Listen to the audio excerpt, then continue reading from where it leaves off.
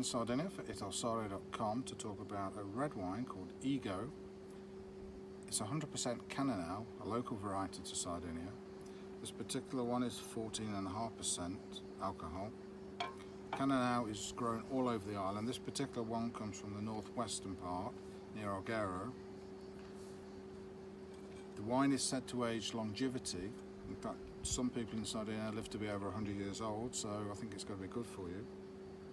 You can see on the colour, ruby red, very bold wine, ripe fruits coming through there. Fruits are coming through very warm, very pleasant.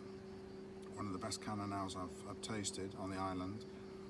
This is best served at 16 to 18 degrees. Goes very well with red meat or on its own with cheese. Very pleasant wine. It's available from Italsardo.com, only £16 a bottle. Give it a try. Salute.